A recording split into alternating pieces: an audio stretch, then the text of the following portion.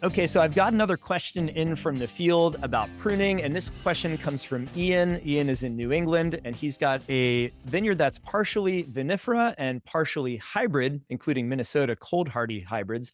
And this is his question. He said, "What should my pruning strategy look like after several nights of negative 20 Fahrenheit?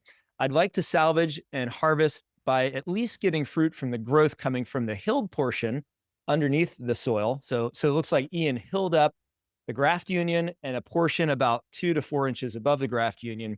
So you're trying to still get some production from that tissue that was covered. Okay, so Ian, the most important thing to remember, if you had a freeze event like negative 20 Fahrenheit, probably that's going to kill most of the viable fruitful buds on your vinifera varieties. But if you have some of those Minnesota cold hardy varieties out there as well, you definitely could have survival of those buds, because a lot of those varieties like let's see, Marquette or La Crescent can go down to negative 20 or even negative 30 Fahrenheit.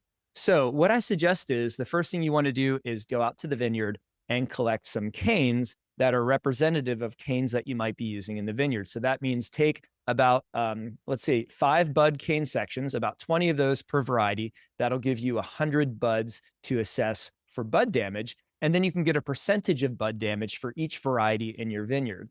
And if the vinifera shows 0 bud viability or less than 10%, then probably all of the growth is going to come from just above the graft union that was protected, and you'll have very little crop this year. You're mostly going to focus on regrowing shoots in sort of a fan shape so that next year you'll have plenty of viable canes to lay down for fruit the following season. It's true you might have a little fruit around the head of the vine where that protected region was, but don't count on a big crop.